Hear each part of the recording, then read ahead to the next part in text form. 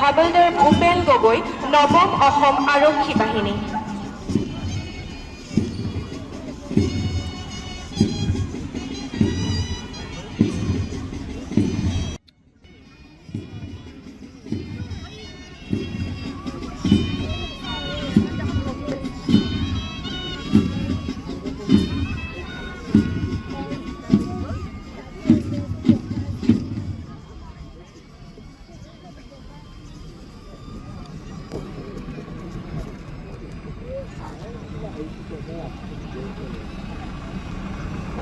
এয়া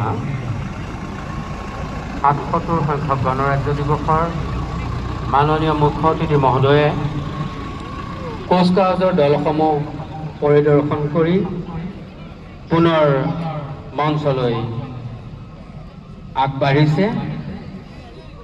ইয়াৰ পিছতে তেখেতে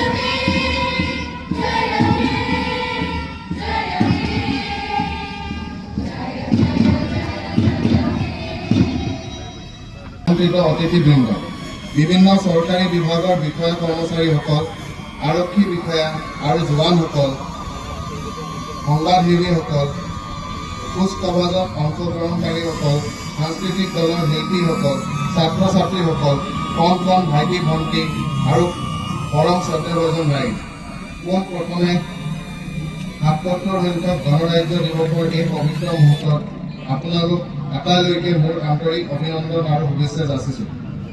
1950 চনৰ আজিৰ দিনটোত আমি লাভ কৰিবলৈ সক্ষম হৈছিলোঁ এইখন সৰ্বভৌম গণতান্ত্ৰিক ৰাষ্ট্ৰৰ মৰ্যাদা। ইয়াৰ লগে লগে আমাৰ মাজত প্ৰতিষ্ঠা হৈছিল ন্যায়, স্বাধীনতা আৰু ক্ষমতাৰ অধিকাৰ। এই অধিকাৰ আৰু দেশৰ গণতান্ত্ৰিক ব্যৱস্থাৰ অভিভাৱক তথা ৰক্ষক হিচাপে গৃহীত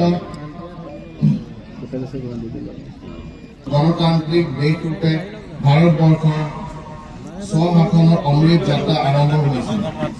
গণৰাজ্য দিৱসৰ এই পবিত্ৰ মুহূৰ্তত মই প্ৰথমে জাতিৰ পিতা মহাত্মা গান্ধীৰ লগত ভাৰতীয় সংবিধানৰ প্ৰণেতা ডক্টৰ B.R. আম্বেদকাৰ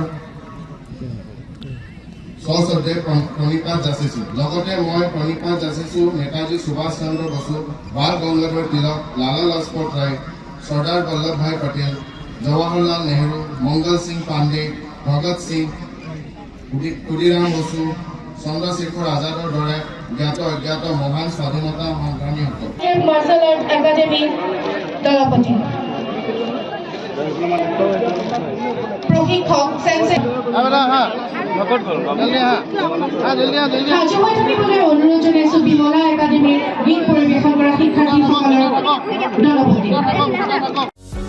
যিকোনো খবৰৰ বাবে যোগাযোগ কৰক আমাৰ এই নম্বৰত 9181 307 2221।